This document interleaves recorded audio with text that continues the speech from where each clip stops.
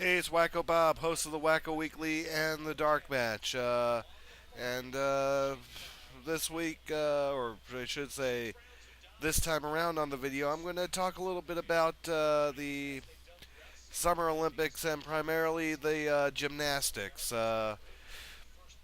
Congratulations to our team in the USA, Team USA, and we worked hard, we practiced hard, we played hard throughout the team events in gymnastics.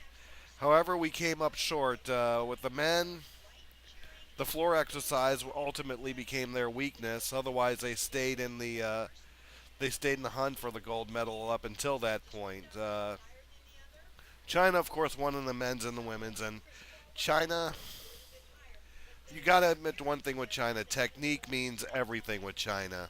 And uh, and America, we're used to just having a flow and just floating when it comes down to when you look at stuff, especially with the women, and I'll use women as the best example, with the uneven bars, with the pommel horse, that's primarily the men there, and the balance beam, and stuff like that. And I got to admit to this. If America is ever going to win a gold, against their rivals in China, they got to do more. Let me turn this off, because God knows I could live without a few of those little reminders. Even though I love Blog Talk, which does my shows, but to get back into it again, technique means a lot. But America, long story short, here they're used to just doing the thing where they're almost floating, and then you see a big high spot aerial deal. And they've won a lot of events that way, and they've won a lot of medals. China, especially when you look at them on the floor exercises, it's all about technique.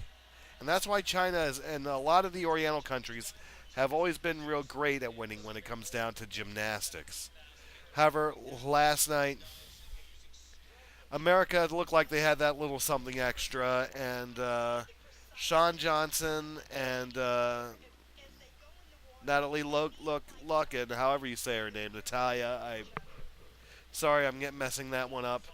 Those two really had to carry things because it was pretty bad because the third girl in this whole event really just messed up, and I feel bad for her, because everything was resting on them, and they all had to be on top of their game, and it was just not that one individual's day. I mean, she was to the point of tears, and when she messed up on the balance beam.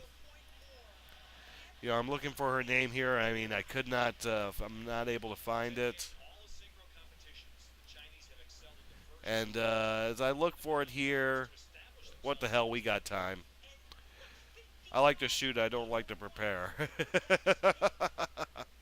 But Johnson and Locken, they did great. They would be the ones who would bounce back. But when it came down to the floor exercises, both Johnson and Locken basically went out of bounds on floor exercises, which ultimately cost them. And I'll tell you, these are women. These are the two women that can really win big for the U.S. as far as gold medals go.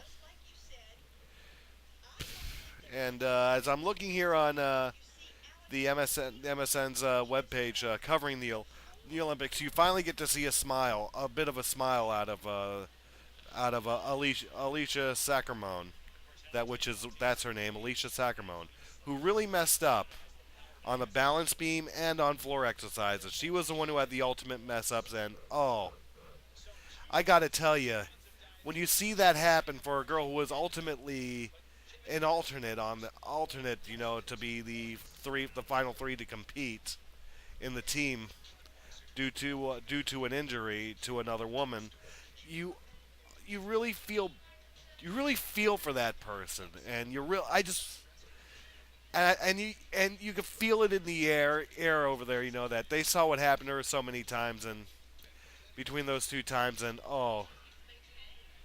you wanted to hug her. You wanted, if you were a spectator there, no matter which country it was for, you wanted to just get out of your chair and just give her a hug. If you were her family or her team, or you were from the opposing team, you felt bad for her, man. You just wanted to just hug her and say things are going to be okay. And the sad part about it is she could come back in 2012. She can come back 4 years later, and she could do everything to perfection that makes Mary Lou Retton look like she should have never done gymnastics. She'll never be able to live that down.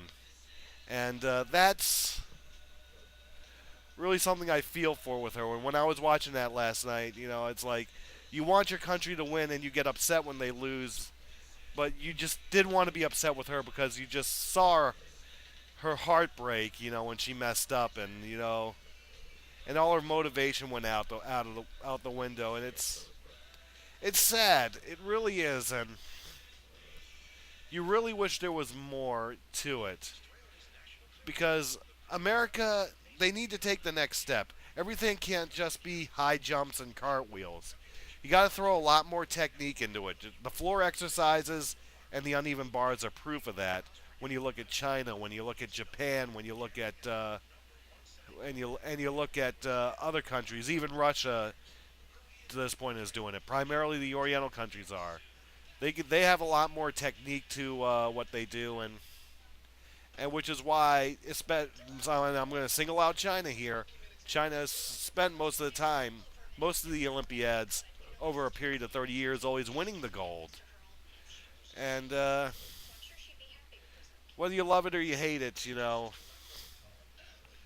there was, that's going to happen a lot. Even Mary Lou Retton had to settle for a silver when it came down to one event. Although a lot of people feel the fix was on there because it was the same event where when the crowd was all over the place, where every other country and everything was screaming 10 on that event, and she got a 9.99, and the one who was rivaling her did just as well as Mary Lou Retton.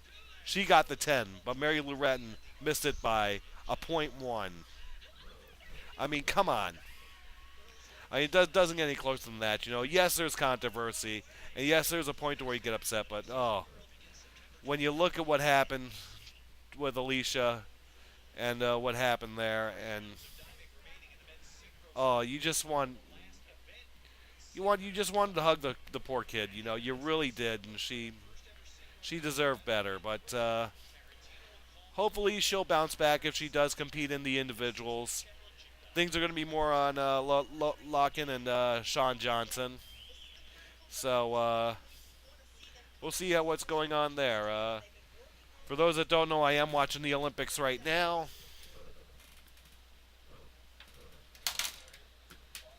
Okay, there's your high spot of the evening for the Olympics. Yes, the men's swimming or diving rather, is going on. We'll find out what goes on there, and I'll update you more on the Olympics. Unfortunately, the Wacko Weekly got a bad response to talking about the upcoming Olympics. Even I have to admit that I'm guilty of not really caring for what's going on with the Olympics beforehand, but now that the games are on, all of a sudden I'm caring again. So let me know your thoughts if you want to, and I'll talk to you soon. And check out the Wacko Weekly this Saturday and every Saturdays at 2 p.m. Eastern Standard Time, 11 a.m. Pacific Coast Time. www.blogtalkradio.com/thedarkmatch.